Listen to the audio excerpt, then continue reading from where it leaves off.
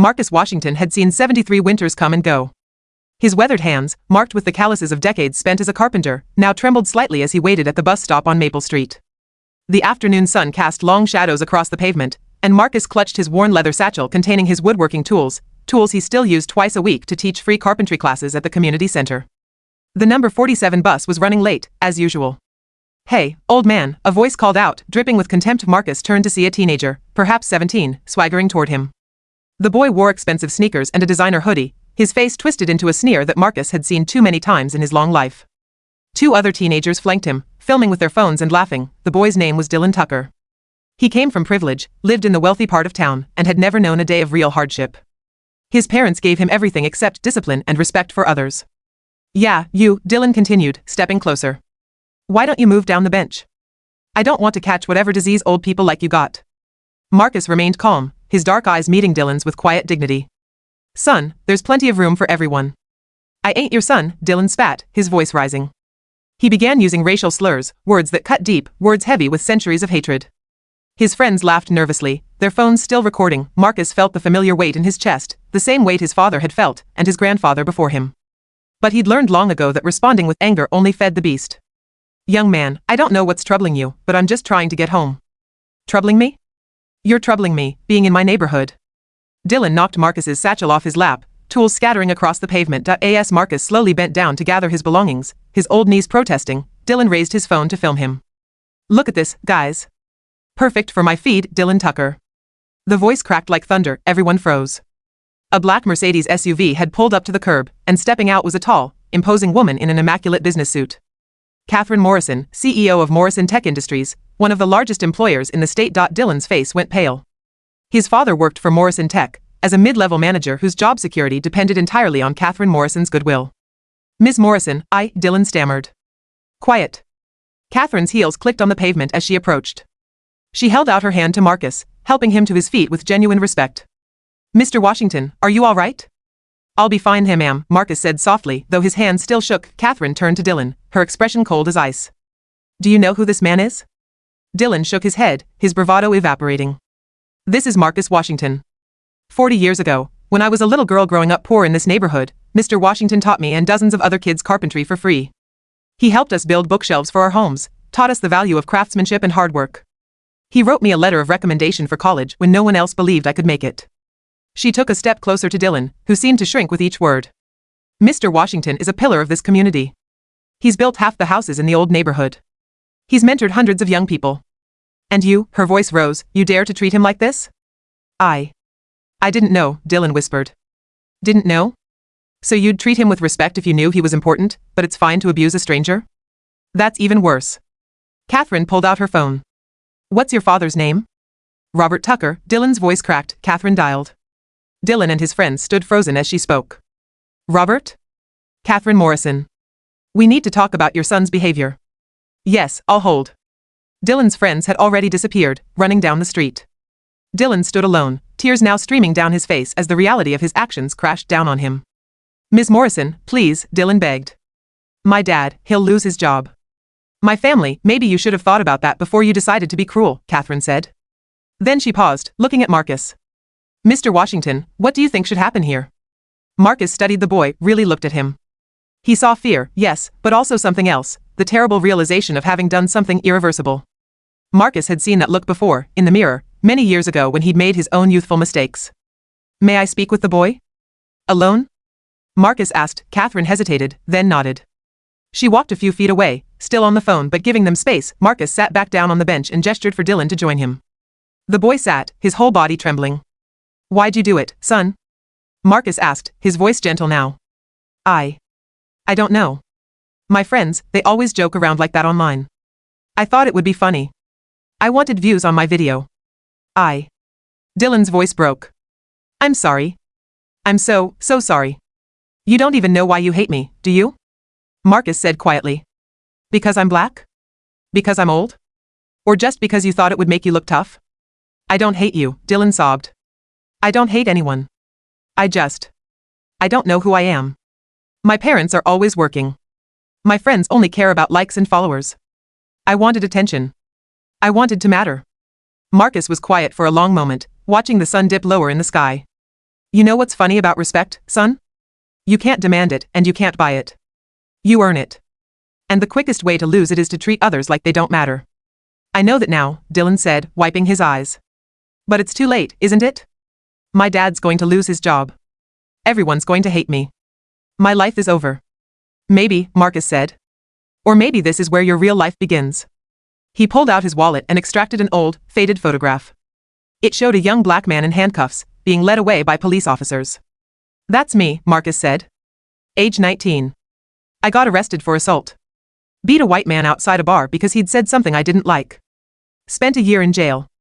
Dylan stared at the photo, then at Marcus. I was angry at the world, Marcus continued. Angry at racism, at poverty, at everyone who'd ever treated me like I was less than human. And you know what I learned in that jail cell? That carrying hate around is like drinking poison and expecting the other person to die. It only destroys you. What changed? Dylan asked quietly. A prison counselor, an older white man named Mr. Hendricks, took an interest in me. He taught me carpentry. He didn't lecture me about my mistakes.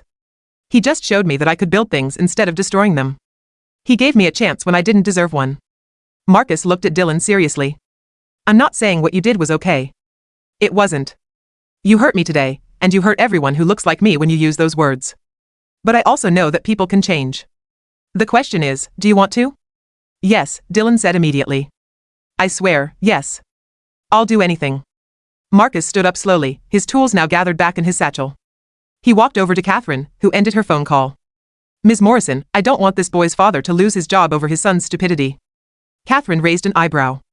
Mr. Washington, with all due respect, this behavior needs to be corrected, not just punished, Marcus finished. I'd like to propose something different. Dylan Tucker arrived at the community center at 6 a.m. every Saturday and Sunday morning, just as he had for the past 12 weeks. His hands, once soft and unused to labor, now bore small scars and calluses. He'd learned to measure twice and cut once. He'd learned the grain of different woods. He'd learned patience, but more importantly, he'd learned to listen, and Marcus had put him to work immediately, not as a punishment, but as a student. Dylan helped rebuild houses for elderly residents who couldn't afford repairs. He worked alongside people from every background, black, white, Hispanic, Asian, rich, poor, young, old.at first, Dylan had been terrified. He expected everyone to hate him. Someone had leaked the video of his racist tirade online, and it had gone viral. His old friends had abandoned him. His social media accounts were flooded with death threats. He'd become a national symbol of privileged, racist youth, but at the community center, surrounded by sawdust and the smell of fresh wood, something unexpected happened. People gave him a chance. There was Mrs. Chen, a 70-year-old Chinese immigrant whose deck Dylan helped repair. She taught him to make dumplings and told him stories about fleeing the Cultural Revolution. There was Jamal, a formerly incarcerated man 10 years older than Dylan, who showed him how to sand corners properly and talked about his own journey from anger to redemption. There was little Aisha, an 8-year-old girl whose bedroom bookshelf Dylan built. She drew him a thank you picture that he kept in his wallet, and there was Marcus, patient and steady, showing him not just how to work with wood, but how to work with life. You know what carpentry teaches you? Marcus said one morning as they framed a wall together. That you can't fix a bad foundation with good paint. You gotta rebuild from the ground up. Same with character. Dylan had also started therapy, and begun volunteering at anti-racism workshops, sharing his story not as an excuse, but as a cautionary tale. It was humiliating, standing in front of audiences and admitting his mistakes. But Marcus had taught him that real courage wasn't about never falling down, it was about getting back up and facing what you'd done. Catherine Morrison had created a scholarship in Marcus's name, and surprisingly, she'd agreed to let Dylan be one of its first recipients, under the condition that he continue his community service and maintain exemplary behavior. Dylan's father had kept his job, but Robert Tucker had also been required to complete diversity training and mentor young professionals from underrepresented backgrounds. The whole family had changed. Dylan's parents, shocked into awareness by nearly losing everything, began actually talking to their son. They started having dinners together. They volunteered as a family at the community center. Marcus Washington stood in the newly renovated community center auditorium, surrounded by the people he'd helped over 5 decades of service. It was his retirement party, though he insisted he'd still teach the occasional class. I just want to be old and grumpy in peace, he joked, earning laughs from the crowd. Catherine Morrison presented him with a plaque and a scholarship endowment established in his name, $1 million, funded by donations from everyone whose lives he'd touched. Then Dylan stood up. He was 18 now, about to head to college on the Marcus Washington Scholarship. He'd been accepted to study social work. His hands shook as he approached the microphone. A year ago, Dylan began, his voice steady despite his nerves. I was the worst version of myself. I hurt Mr. Washington for no reason except ignorance and a desperate need for attention. I used words designed to dehumanize and degrade.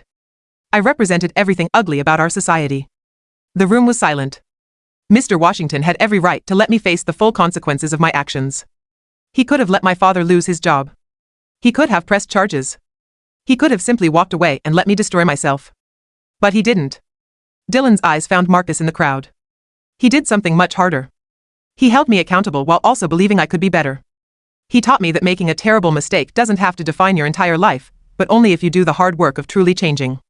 He pulled out a wooden box, beautifully crafted, and brought it to Marcus. I made this for you. It's not much, but I wanted you to know that every skill you taught me, every lesson about respect and dignity, every moment of patience you showed me, it mattered. You saved my life, sir. And I'm going to spend the rest of my life trying to pay that forward. Marcus opened the box. Inside was a carved wooden sculpture of two hands clasped in a handshake, one young and one old. On the base was inscribed, "It's never too late to start building." The old man stood, tears in his eyes, and embraced the young man. The room erupted in applause. 10 years later, Dylan Tucker ran his own nonprofit organization called Second Foundation, which worked with troubled youth, particularly those who'd expressed racist, extremist, or hateful views online. The program combined counseling, community service, and mentorship, based on the model Marcus Washington had used with him. Marcus Washington passed away at age 85, surrounded by family and friends. Dylan was there, holding the old man's hand. At the funeral, hundreds of people attended, people of every race, religion, and background, all united by one man's simple commitment to dignity, hard work, and the belief that everyone deserved a chance at redemption. Dylan spoke at the service, his own children sitting in the front row. Mr. Washington used to say that karma isn't about the universe punishing you, it's about you becoming the person you choose to be. He taught me that the worst thing you can do isn't making a mistake. It's refusing to learn from it. He looked at his own son and daughter, ages 7 and 9. He taught me that respect is built one action at a time, one day at a time, one person at a time. And he taught me that it's never too late to start building. The wooden sculpture of clasped hands sat on Marcus Washington's coffin, a testament to the power of second chances, the importance of accountability, and the enduring strength of human dignity. Sometimes karma isn't instant. Sometimes it's a slow, difficult, transformative process that requires courage from everyone involved. But in the end, it shapes us into who we're meant to become. This story is a reminder that while actions have consequences, people also have the capacity for change. It shows that true justice isn't just about punishment, but about accountability, growth, and the hard work of becoming better.